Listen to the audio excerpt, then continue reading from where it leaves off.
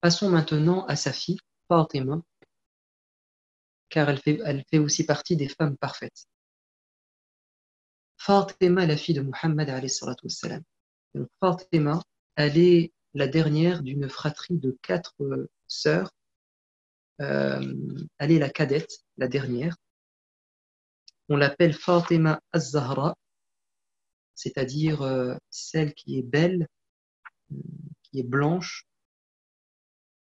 Parlons d'abord de son lien fort avec son père. Euh, Fatima n'a cessé. Alors, elle a comme particularité d'avoir vécu la période de la prophétie et de la première prédication. Ses 3 sœurs étaient mariées, elle allait rester avec son père. Et donc, c'était elle véritablement qui s'occupait de son père. Attendez, excusez-moi parce que j'ai l'impression que mon portable ne charge pas. Attendez. Sinon, ça va bientôt s'éteindre.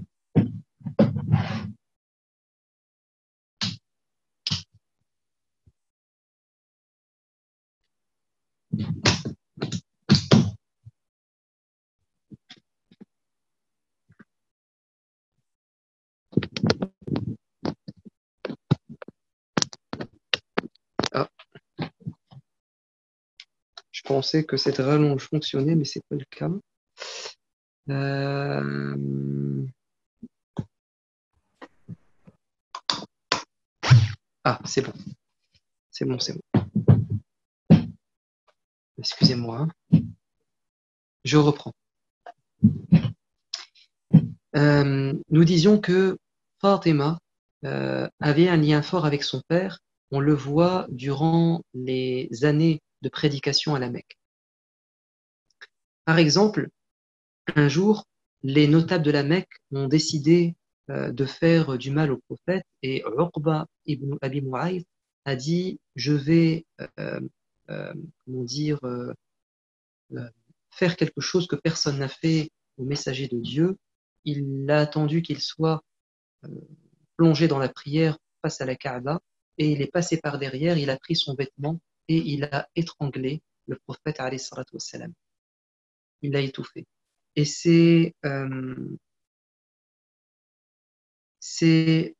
Abu Bakr as-Siddiq qui viendra pousser cet homme et dire comment osez-vous faire du tort et du mal à une personne simplement parce qu'il a dit Allah est mon Seigneur.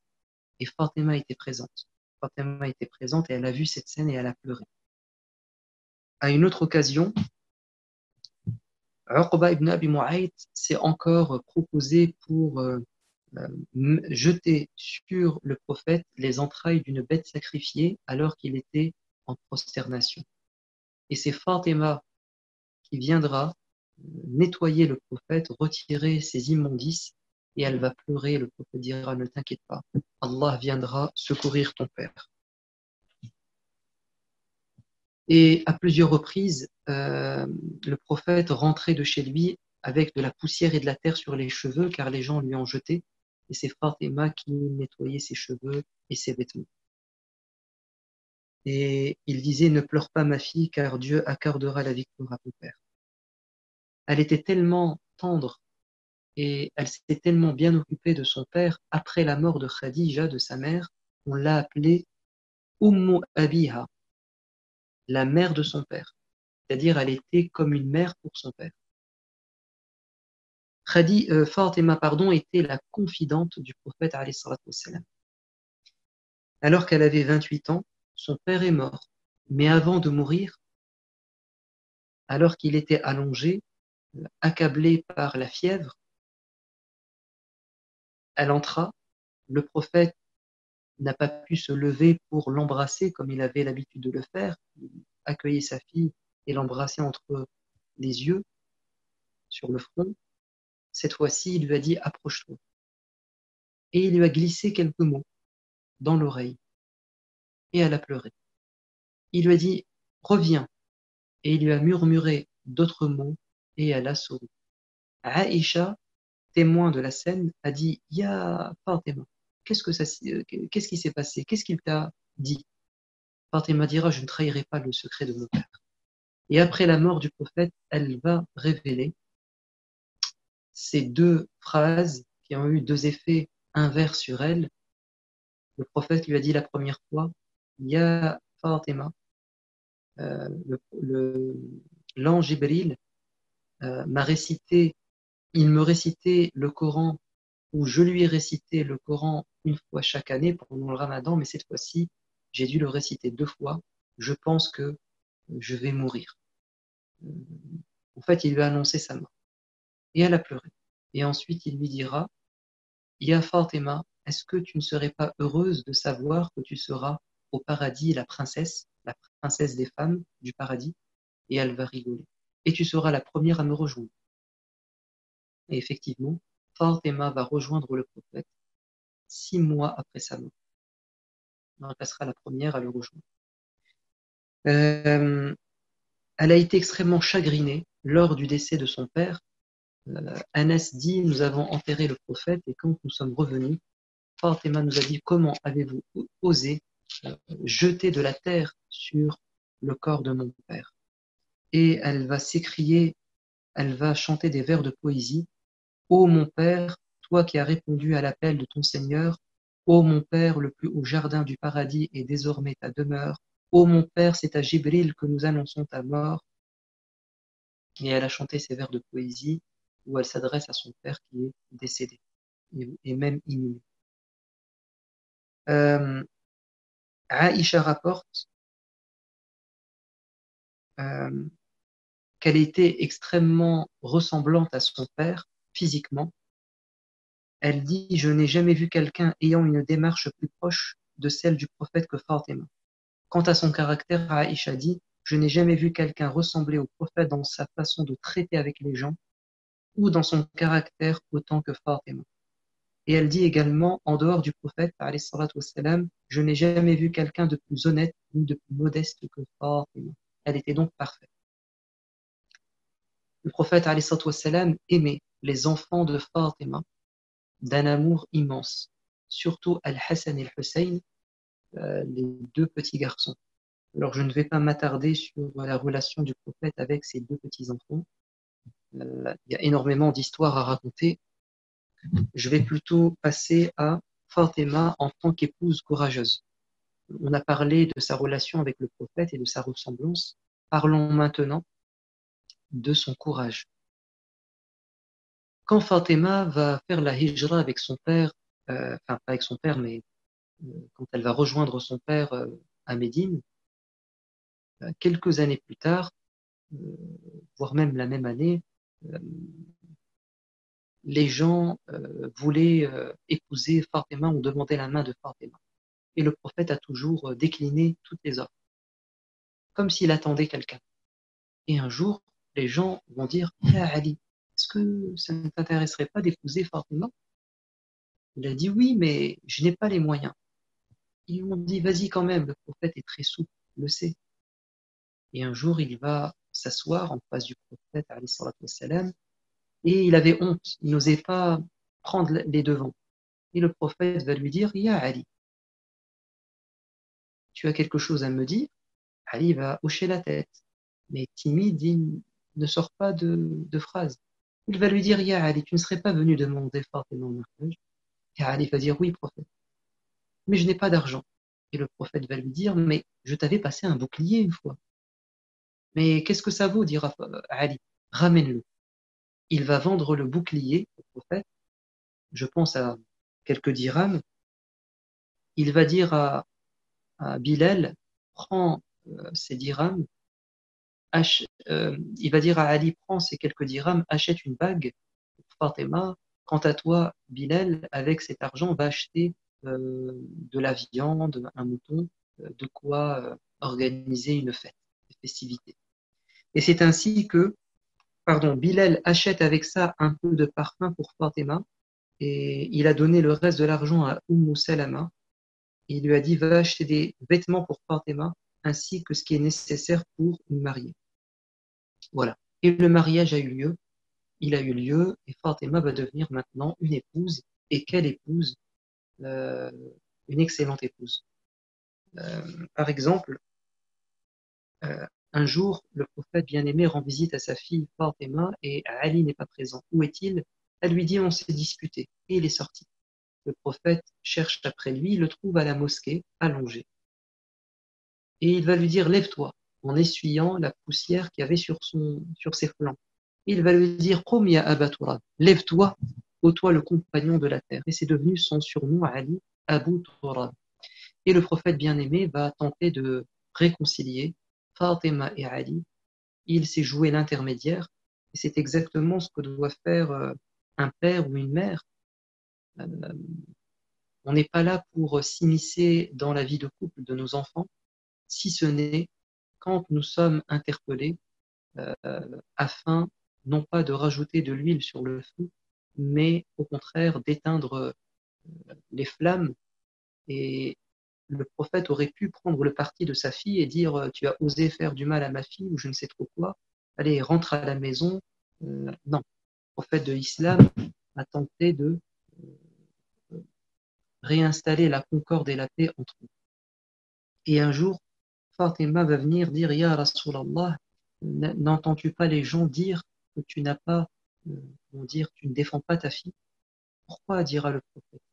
Parce que les gens disent que Ali euh, veut épouser une deuxième femme. Et c'est la fille de Abu Jahl. Alors Abu Jahl, il est mort mécréant, évidemment, mais sa fille était musulmane. Et donc Fatima se plaint en disant mon mari veut se marier une deuxième fois et moi je ne veux pas. Et le prophète va se lever, réunir les gens et il va dire écoutez-moi bien, je ne suis pas là pour rendre haram ce qui est halal, c'est-à-dire la polygamie. Je ne suis pas là pour rendre halal ce qui est haram, mais je vous dis que Fatima est une partie de moi, je suis une partie d'elle. Ce qui lui cause euh, du mal me fait mal également. Je n'accepterai pas que dans la même maison, il y ait la fille du prophète et la fille euh, de l'ennemi du prophète.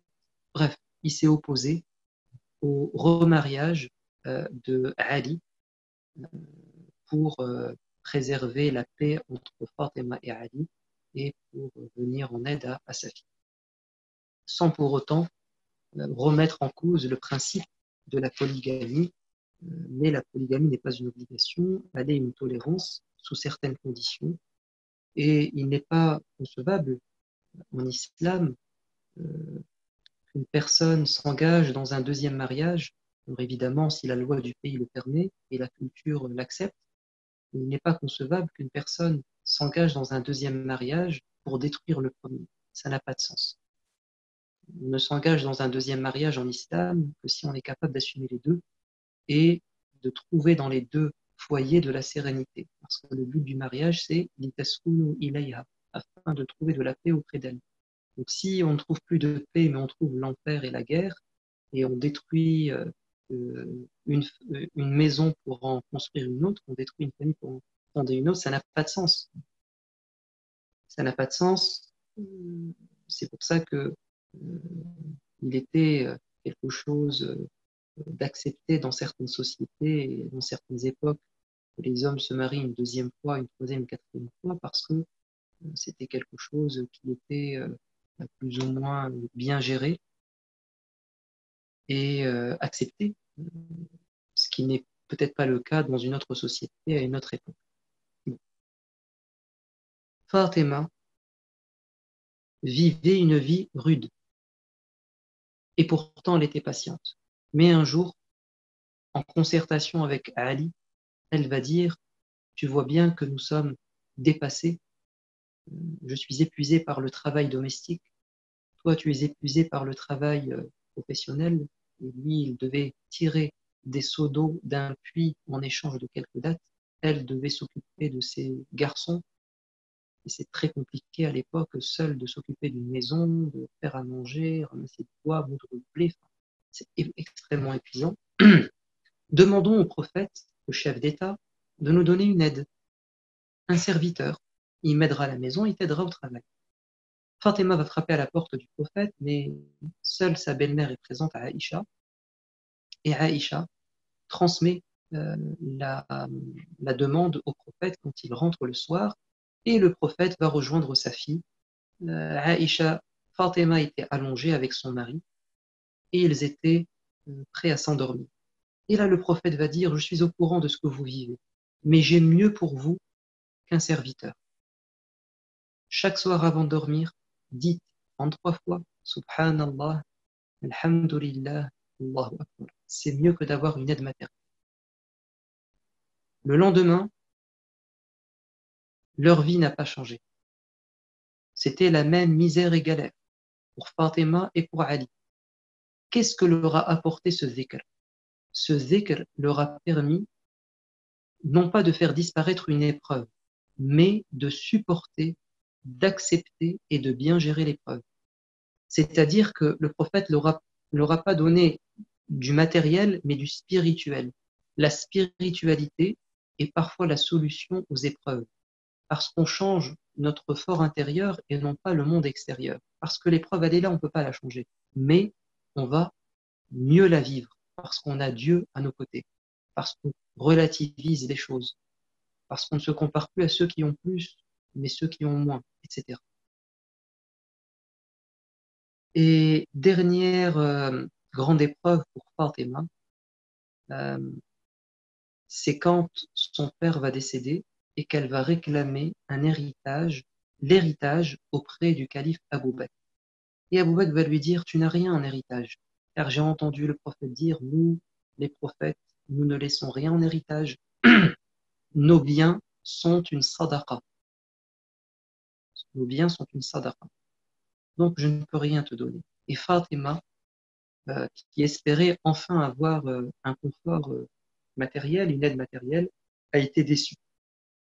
Elle a été déçue et elle va garder quelque chose au fond d'elle contre Abou Bakr, alors qu'il n'y était pour rien, le pauvre. Mais elle reste un être humain quand même, et elle mourra donc 6 mois plus tard.